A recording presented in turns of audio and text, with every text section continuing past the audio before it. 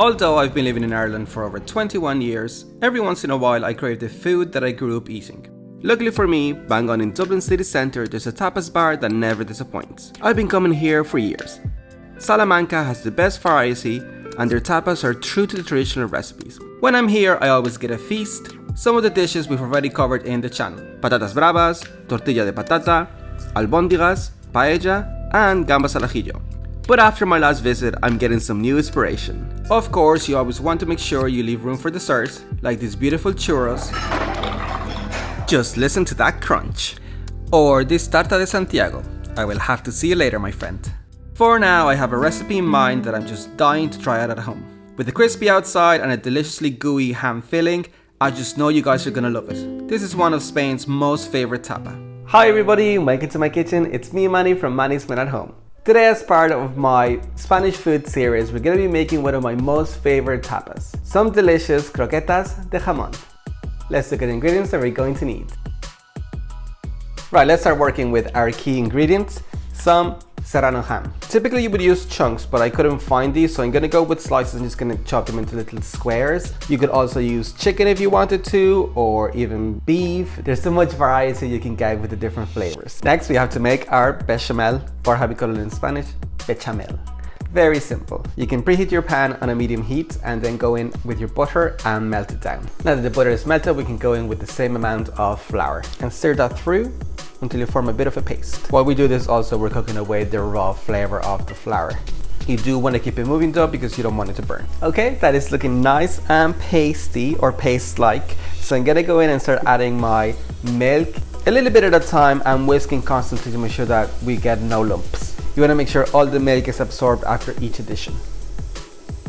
Okay, all of my milk is in and my bechamel is looking great. Nice and thick, which is exactly what you want. So before it thickens up even more, I'm gonna go in with my salt and pepper. And also for that very distinct flavor, some nutmeg. We've made bechamel before. We've used it for our delicious homemade lasagna and recently also for our moussaka. Both recipes you must check out, so I will link them both here or in the description. And now it's a good time also to add in the ham. I want to add it in before my bechamel gets too thick, otherwise it'll be very difficult to stir it through. When I'm making croquetas, I typically like to let the bechamel go quite far, almost until it starts moving as a unit. Okay, that's pretty much where we want it to be now. If I show you when I go to move it out, it all slides kind of as one unit. So that's exactly where you want to take it to. It needs to be nice and thick. I've got a container here and I'm just gonna spray it with a bit of oil. And I'm gonna rub that around.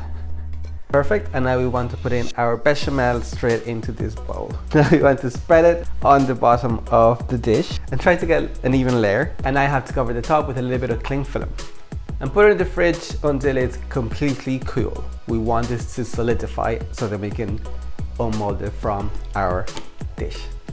Okay, my bechamel has had a couple of hours to chill now. It's totally solid, which is what we want. I'm gonna see if I can take it off the sides. Now I'm gonna try to basically turn it onto my chopping board.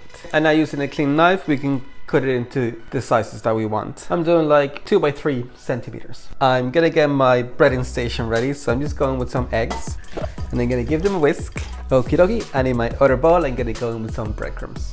And now I'm just gonna get a little bit of oil on my hands. This will help so that the bechamel doesn't stick to my hands. And then just take your little bits and roll them up. You can do balls like this, or you can roll them into kind of like oval shapes like this. And you can do whatever size you want. Mine are a bit on the smaller side, but that's fine. Just because my bechamel is a bit kind of looser than I want it to be, I'm gonna go and bread it right away. Dip it into some breadcrumbs first, and just roll them around your breadcrumbs. You can kind of give them shape now as well. Then we're gonna roll them in the egg. And you want to go in a second time onto your breadcrumbs for extra crispiness. That's perfect, and then you can put them onto the side and do that with all of your mixture.